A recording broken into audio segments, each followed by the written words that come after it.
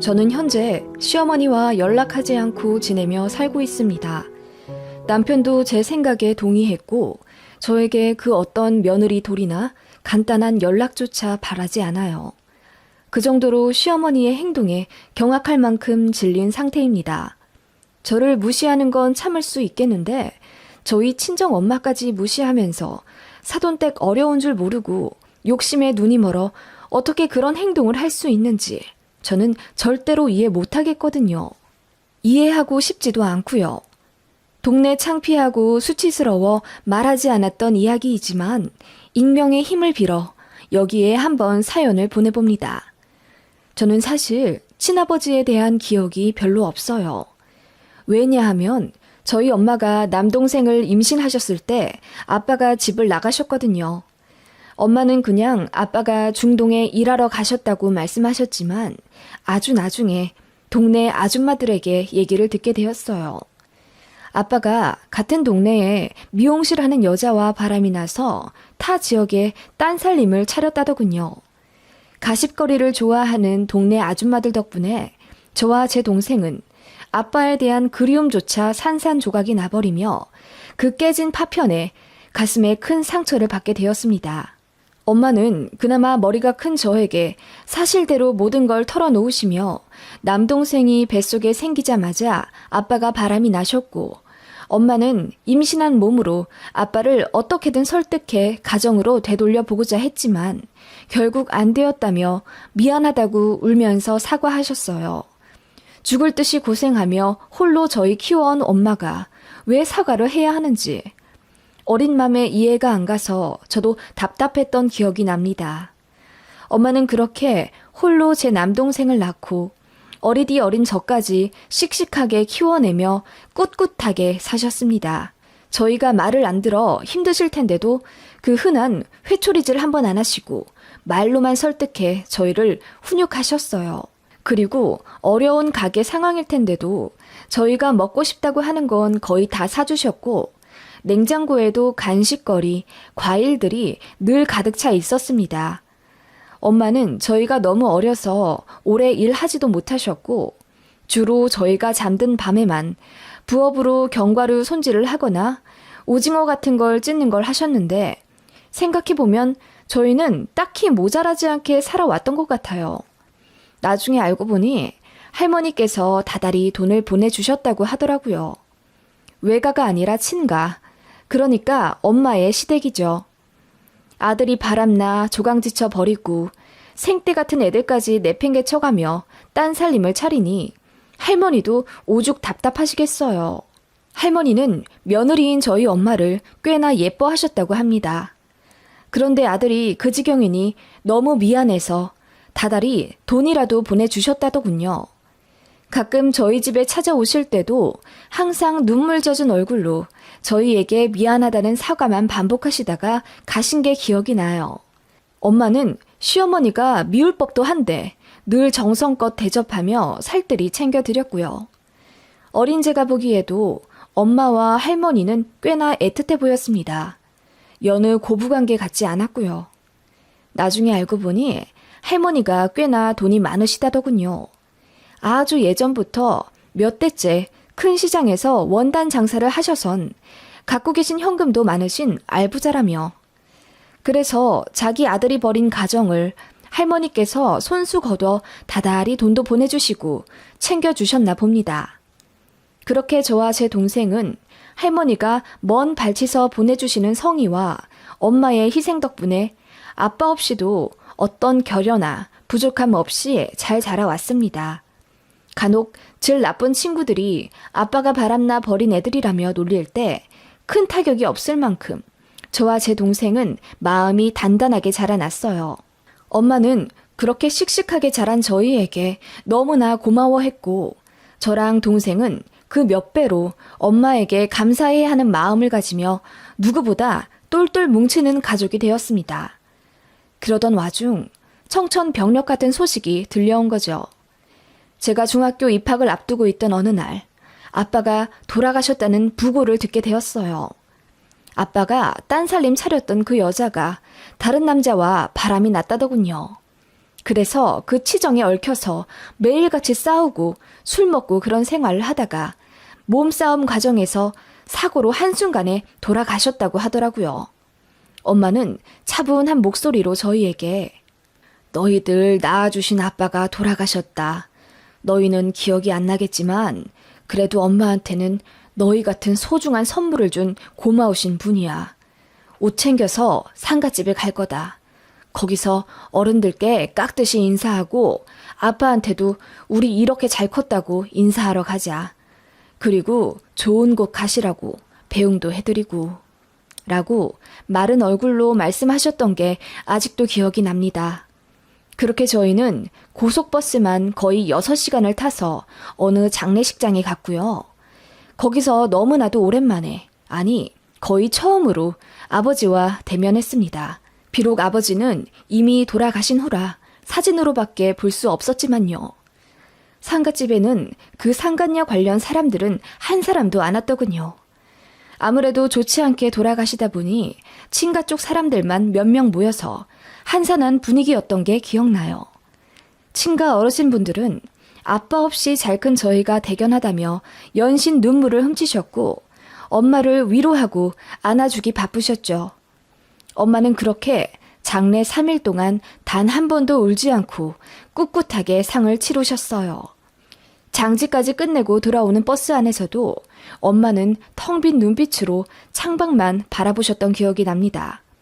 얼굴조차 기억 안 나지만 어쨌든 세상에 더는 내 아빠가 없다는 사실은 꽤나 큰 충격이었습니다. 그래도 엄마의 자상한 보살핌으로 바로 일상생활로 돌아갔고 저희는 그렇게 꿋꿋하게 열심히 그리고 누구보다 서로를 아끼며 살아왔어요.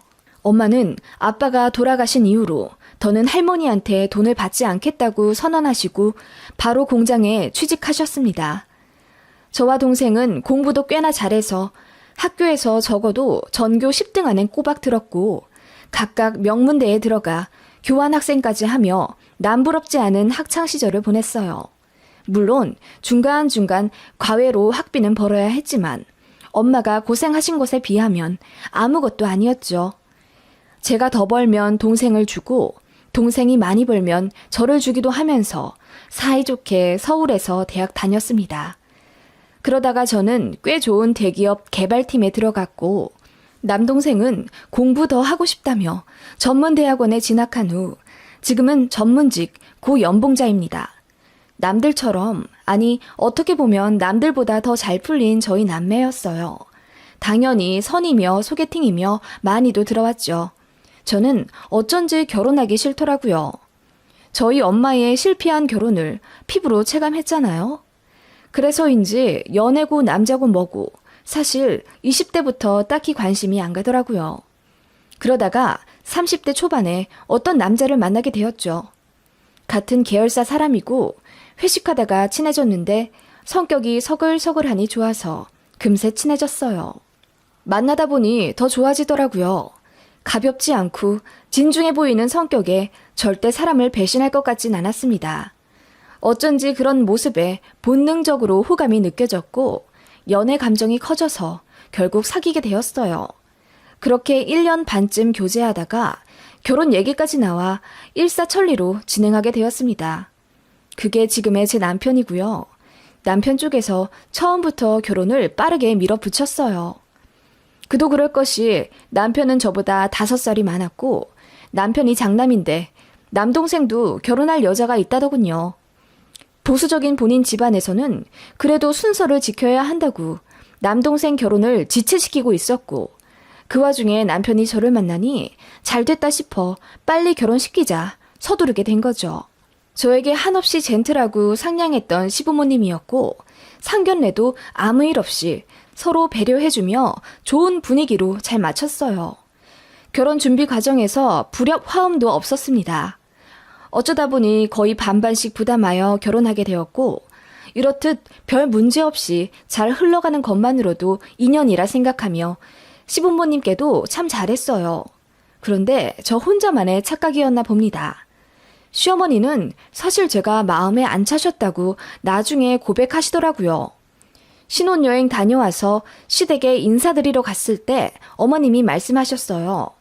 나는 사실 우리 큰아들이 더 괜찮고 멀쩡한 집안에 장가가길 원했는데 장인어른 사랑도 듬뿍 받으면서 같이 술도 한잔하고 그렇게 이쁨 받길 원했거든. 게다가 아버지 없이 자랐으면 마음에 그늘이 왜 없겠어.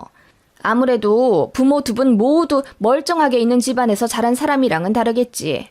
그래서 편부, 편모 가정을 보면 문제없는 집안이 없다는 거야. 그 말에 저는 너무 상처를 받았죠. 신혼여행 다녀오자마자 이런 소리를 듣다니. 남편도 발끈하면서 어떻게 그런 말을 와이프 앞에서 대놓고 하시냐 한 소리 했지만 시어머니는 이제 가족도 됐는데 숨길 거 뭐가 있냐면서 차라리 이렇게 다 드러내놓고 말하는 게 뒤끝도 없고 털털한 거라며 본인이 솔직한 시어머니라 그렇다고 저더러 알아서 이해하라고 하시더군요. 저는 사실 저희 엄마가 모독당한 것 같아서 기분이 너무나도 안 좋았어요. 그래서 저도 한마디 했죠. 어머님, 저희 엄마가 얼마나 잘 키워주셨는데요. 물론 사람이 흠 하나 없이 자라긴 어렵겠지만 저희 친정 어머니는 저랑 제 동생한테 갖고 있는 사랑을 다 쏟아 부어주셨어요. 저는 그런 어머니 밑에서 자란 게 자랑스럽고요. 편모 가정에 대해 편견이 있는 사회란 건 알지만 어머님도 저를 가족으로 받아들이신 만큼 조금 열린 마음으로 보셨으면 해요. 어머님께서 그렇게 생각하실 줄은 전 정말 몰랐네요. 결혼 전에 일러주시지 그러셨어요. 라고 했더니 입을 삐쭉 내미시며 큰아들이 저 아니면 결혼 안 하겠다고 버틴다는데 작은 아들 생각해서라도 빨리 진행시켰어야 했다고 끝까지 저 마음에 안 드신 티를 팍팍 내시더군요. 그 바람에 시댁에서 어정쩡하게 앉아있다가 남편이 서둘러 급하게 신혼집으로 돌아왔습니다.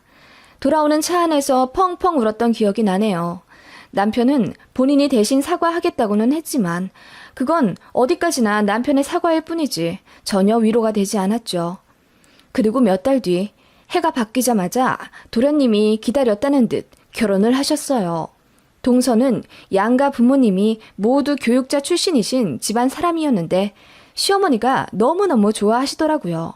이제야 멀쩡한 집 며느리가 들어왔다며 저를 대놓고 저격하며 모욕 주시더군요. 시어머님은 그때부터 대놓고 저를 차별하기 시작하셨어요. 명절에 같이 모여 음식을 하고 있으면 무조건 저는 못한다, 동서는 잘한다 칭찬하시더군요. 이를테면 제사상에 올릴 대추를 손질하고 있는데 어머님이 키친타올에 물을 묻혀 닦으라고 하시더군요. 그래서 어머님 말씀대로 하고 있는데 동서는 키친타올이 비위생적이라며 가제수건을 찾아 그걸로 닦더라고요. 그랬더니 어머님이 그래, 역시 둘째 며느리가 잘 배워와서 잘하는구나. 그래, 입에 넣을 음식인데 키친타올로 하면 안 되지. 큰애야, 넌 뭐하고 있니? 너도 가제수건 빨리 찾아와라. 영 굶떠가지고 그게 뭐니? 하시며 어머님 말씀대로 한 저를 구박하시더군요. 그래서 저도 가제수건으로 대추를 닦고 있으면 또 지그시 제가 하는 걸 바라보시다가 아니, 그게 뭐니? 네 아랫동서처럼 제대로 좀 해. 너는 왜 하는 것마다 그렇게 어설프니? 반쪽짜리처럼? 이러시더군요.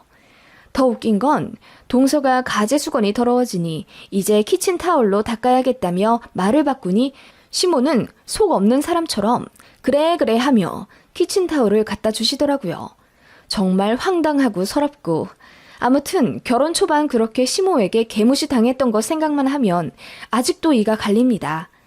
시모가 그렇게 대놓고 저를 차별하며 구박하시는 동안 시부는 완전히 방관하셨어요.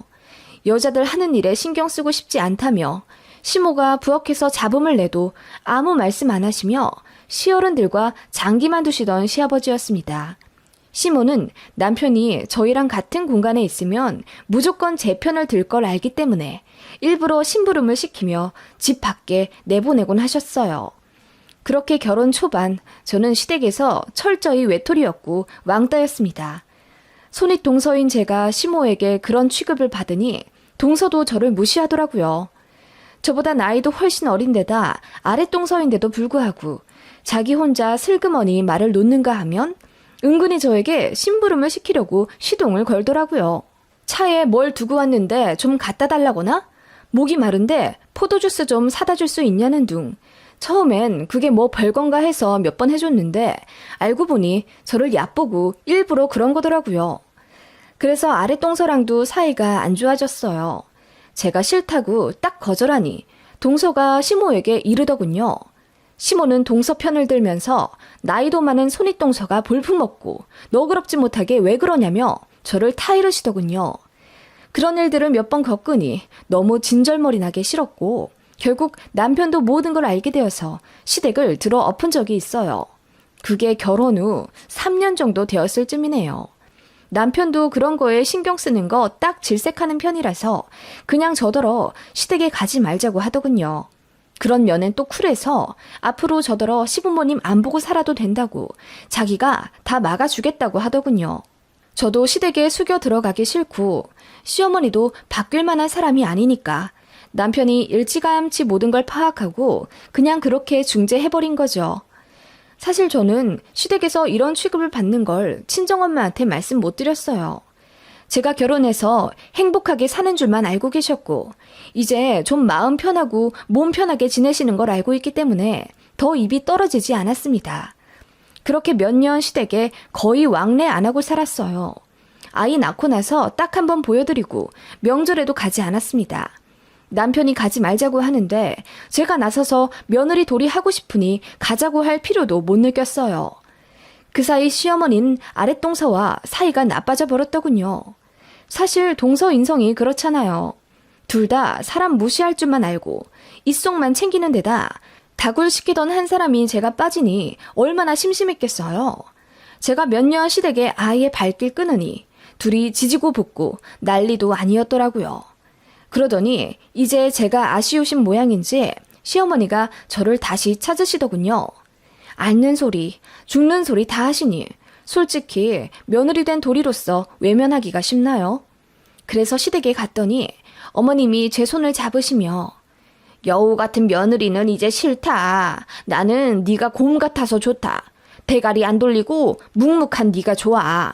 이제 다시 다른 집들처럼 왕래하며 지내자. 라고 닭똥 같은 눈물을 펑펑 쏟으며 제게 아쉬운 소리를 하시더군요. 그거 보니 저도 마음이 좀 약해졌고 태어난 아이도 있는데 조부모님 안 보여주고 살자니 마음이 불편하더군요.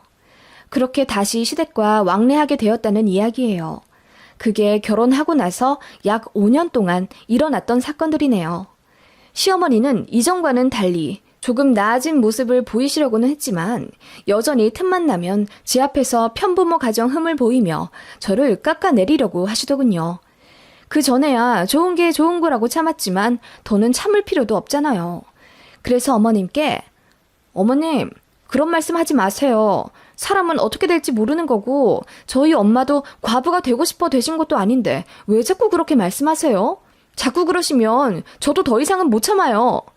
라고 했더니 우물쭈물 하시며 아무 말 못 하시더군요. 그러더니 이제는 양가의 노후 준비에 관해 비교하면서 또 저희 엄마를 후려치시려고 하는 거예요. 시아버지는 오랜 공무원 생활을 정년퇴직으로 마무리하시며 매달 연금을 꼬박꼬박 받으십니다. 시어머니는 그 부분에 대해 아주 자긍심이 높으셨죠. 젊을 때 시아버지 불같은 성격 때문에 시어머니가 이혼을 몇 번 생각하셨다는데 그래도 꾹 참고 이 나이 이때까지 같이 살붙이며 사는 게 얼마나 다행인지 모른다며 혼자 살았으면 당장 내 입에 풀칠도 못하고 살았을 거라고 말씀하시더라고요. 그러시면서 은근히 저희 친정엄마에 대해 물으시는 거죠. 사실 결혼 전에도 저희 친정엄마 노후 준비에 대해 넌지시 여쭤보셨던 적이 있긴 했어요. 그런데 새아가 안사동께서는 따로 수입이 있긴 하시다니? 네, 마트 일도 꾸준히 하시고요. 연금도 꼬박꼬박 넣고 계세요. 그리고 뭐 혼자 계시다 보니 많이 쓰지도 않으세요. 저희가 드리는 용돈도 있고. 그래, 뭐 혼자 사시니 많이 쓰실 것도 없긴 하겠다만 그래도 아무래도 노후 준비는 잘 안 되어 계신 건 사실이잖니? 그건 아닌 것 같은데요. 아버님 어머님처럼 공무원 연금까진 아니지만 그래도 국민연금도 받으실 수 있고 어머님 스스로 저축하신 것도 꽤 되세요. 그래 봤자지 뭐. 혹시 큰 병이라도 걸리시거나 몸 불편하시게 되면 요양원에 가셔야 할 텐데 그 돈을 다 누가 충당한다니. 사돈 총각도 있긴 하지만 그래도 결국 장녀인 너도 책임을 져야 할 텐데 이래서 홀어머니는 하시며 혀를 끌끌 차시길래 저도 발끈할 수밖에 없더라고요. 솔직히 말해서 시댁보다 저희 친정엄마가 더 재정적으로 여유 있으십니다. 결혼하고 나서 저희 할머니가 돌아가셨거든요. 그때 할머니의 유언으로 저희 친정엄마가 경기도 모처에 있는 3층짜리 상가 건물 하나를 증여받게 되셨어요. 할머니께서 늘 저희 엄마에게 미안해 하셨고 마지막까지 불쌍한 며느리 챙긴다고 그렇게 유언까지 따로 작성을 하셨더라고요. 그게 시세로 따지면 거의 40에서 50억 정도 되는 거고 그거 서류랑 증여세며 이것저것 세금 처리하느라 저랑 남동생이랑 몇 달을 여기저기 다니며 고생했었거든요. 그때는 시어머니랑 사이가 안 좋아 시댁 왕래를 안 할 때라 시어머니는 모르셨던 사실이죠. 그래서 그걸 말씀드렸습니다. 친정엄마한테 건물 있으시고 세도 받으신다고요. 그랬더니 시어머니가 눈이 튀어나올 듯이 놀라시며 그게 사실이냐고 되물으시더군요. 정말이니? 안사돈께서 정말 그 정도 되는 건물에 건물 주시라고? 아니 그 정도 되는 걸 증여 받으셨다고? 하시면서 믿기지 않는다는 듯 얼떨떨한 표정을 지으시더군요. 그 이후로는 친정엄마 무시하는 언행을 일체 안 하시더라고요. 속이 시원했습니다. 그러던 어느 날 저희 친정엄마에게 좋은 소식을 듣게 되었어요. 저희 엄마가 저 결혼할 때쯤 지인으로부터 어떤 신사분을 소개받으셨는데 그분이랑 친구처럼 지내다 보니 사랑의 감정이 싹 트셨나 봐요. 사실 저는 엄마의 연애를 적극 추천하던 딸이었습니다. 엄마는 제가 2살인가 3살 때부터 아빠에게 버림받아 쭉 혼자 지내셨던 분이니 30년 가까이 얼마나 외로우셨겠어요. 그동안 저희 키운다고 주변의 추파도 다 걷어내버리셨던 분입니다. 저는 늘 엄마에게 그랬어요. 엄마는 평생 남자라고는 아빠 한 번 잠깐 만나 결혼 생활 1, 2년 한 게 다잖아. 엄만 이렇게 나보다 더 곱고 아직도 이렇게나 예쁘신데 좋은 사람 생기면 진득하게 연애도 좀 하고 사랑도 좀 받으면서 사세요. 엄마 인기 많다고 이모한테 다 들었어. 나는 너희들만 있으면 돼. 너희들 사랑만 받으면 되고. 그리고 다 늙어서 뭔 연애니? 됐다 그래. 그치만 저는 언제든 엄마의 연애를 환영하고 좋으신 분이라면 사실 재혼도 적극 찬성하던 바였습니다. 그렇게 몇 년이 흘러 엄마도 드디어 너무나도 멋지고 젠틀한 남자친구가 생기신 거예요. 저 신혼 때쯤부터 호감을 갖고 만나셨다고 하더라고요. 엄마의 애인은 저희 집만큼은 아니지만 오래전 부인과 사별하시고 혼자 딸 하나 키워오신 어느 서점 사장님이셨어요. 젊을 땐 아르바이트 겸 투잡으로 아이들 공부방도 운영하셨다던데 그래서 그런지 정말 말투도 나긋나긋하시고 순수해 보이셨습니다. 두 분 다 배우자 사별하고 오랜 기간 혼자 계시다 만나신 거라 너무나도 조심스러운 만남을 하고 계시더라고요. 저랑 남편 그리고 남동생까지 그분을 만나 뵙고 나서 엄마를 맡기기에 좋은 사람이라고 판단했어요. 게다가 그 따님분도 본인의 아빠가 만나는 애인인 저희 엄마가 너무나도 좋다고 따른다더군요. 시어머니도 어쩌다 보니 그 사실을 알게 되셨습니다. 엄마가 재혼을 전제로 만나시는 분이 있다고 하니 시어머니가 놀라시면서 안사돈께서 재혼을 하신다고? 아니 누구랑? 세상에 이제 와 무슨 새살림을 꾸리신다고?